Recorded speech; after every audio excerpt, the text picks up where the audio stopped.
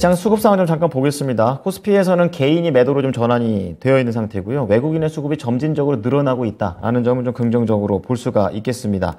그리고 코스닥에서는 외국인하고 개인하고 좀 수급 싸움 벌이고 있고요. 선물 시장에서는 매수세가 좀 유입이 되고는 있는데 외국인 쪽에서 대신에 이제 2,000계약 이상 더 시원하게 올라가지는 않고 지금 계속 그 2,000계약 수준에서 등락을 거듭하고 있는 양 시장이 되겠습니다. 자, 그러면 이제 종목 얘기를 좀 넘어가 보겠습니다. 오늘도 김영일 전문가와 수익을 낼 수 있는 종목 한번 연결을 해보겠습니다. 전문가님 안녕하세요. 네, 반갑습니다. 김영일 전문가입니다. 네. 자, 오늘은 이제 CS 베어링, 어제 좀 말씀을 좀 해주셨는데, 미국에 대한 그런 정책 수혜도 있고, 여러 가지 좀, 메리트들이 있던 부분을 얘기를 해주셨습니다. CS 베어링과 관련해서 뭐 전략적인 부분 다시 한번 좀 점검해 주세요.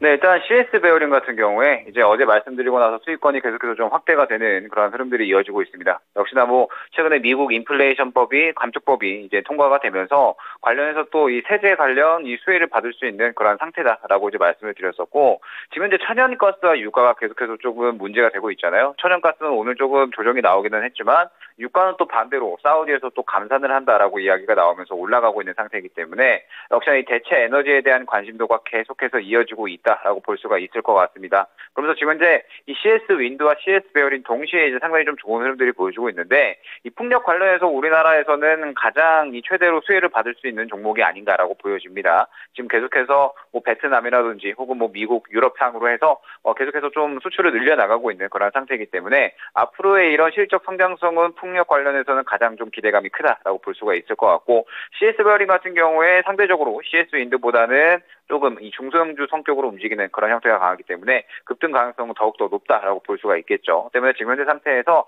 긍정적인 흐름은 계속해서 나와줄 것으로 판단이 되고 있습니다. 어제 말씀드렸던 목표가 그대로 유지하면서 계속해서 긍정적인 어떤 관점 유지할 수 있도록 하겠습니다. 네. 뭐 CS 베어링 지금 현재 상황을 보니까 뭐 지수하고는 상관없이 탄력 굉장히 좋고요. 또 현재 또 에너지가 시장의 또 화두가 아니겠습니까? 이제 이러한 부분을 지금 김영일 전문가께서는 투자의 포인트를 좀 잡아주셨고 성과도 좀 잘 나오는 것 같습니다. 자, 지금 4% 이상 급등하고 있는 CS 베어링이었습니다. 자, 그럼 이번에는 오늘장 루키 종목 넘어가 볼게요. 오늘은 어떤 종목 보십니까? 네, 꾸준히 또 접근했었던 종목 중에 하나인 것 같습니다. 보성 파워텍 준비했습니다. 네. 자, 이번에도 어떻게 보면 다른 쪽으로 이제 또 에너지에 대한 면모를 좀 보여주시는 것 같은데요. 이 보성 파워텍 좀 더 자세히 다뤄주시죠. 네, 일단 그저께와 어저께 시장의 흐름을 보게 되면 굉장히 이제 인플레 관련주들이 그야말로 지배를 했다라고 볼 수가 있었을 것 같아요. 이제 월요일에는 사료 관련주들, 그 다음에 화요일에는 에너지 관련된 뭐 가스나 유가 관련주들이 상당히 조금 탄력을 보였었는데, 이제 그러한 종목들이 어느 정도 차익 실현이 나오게 된다라고 하면은 시장의 시선은 이제 이 인플레로 인해서 우려감이 컸었던 그러한 부분들에 대해서 대체할 수 있는 수혜주들을 어느 정도 또 찾지 않을까라고 이제 보여집니다. 그러면서 역시나 뭐 시장의 가장 큰 화두가 에너지였기 때문에 에너지 관련해서 반사적으로 수혜를 볼 수 있는 대체 에너지 쪽으로 계속해서 시선이 쏠릴 수 있다라고 보고 있습니다. 때문에 어제 같은 경우에는 풍력 쪽으로 CS 베어링을 말씀드렸다라고 한다면 원전 쪽으로도 계속해서 시선은 보고 있어야 된다라고 보고 있기 때문에 관련해서 보성 파워텍을 준비를 했습니다.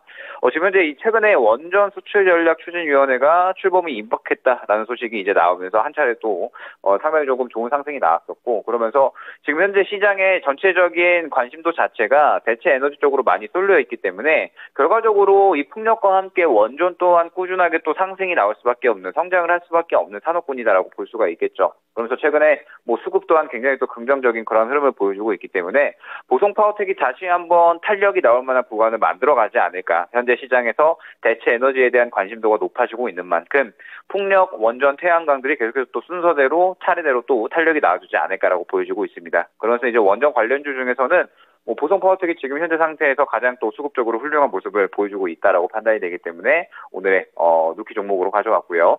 지금 현재 매수가는 현재가 이하에서 접근을 할 수 있도록 하겠습니다. 그리고 이제 목표가 같은 경우에는 이전 고점 부근이죠.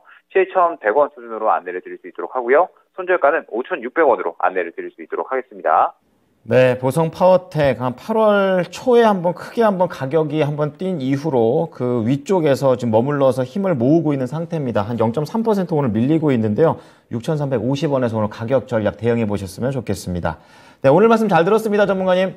네, 감사합니다. 네, 보성파워텍 조금 더 자세하게 가격 전략 좀 도와드리겠습니다. 지금 현재가에서 매수를 하자라는 그런 관점에서 얘기를 해주셨고요. 목표가는 7,100원입니다.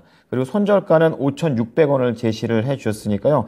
최근에 상승세를 타고 약간 힘을 모으고 있는 보성파워텍 눈여겨보셨으면 좋겠다라는 그런 관점에서 얘기를 해드렸습니다. 네, 지금까지 김영일 전문가였습니다.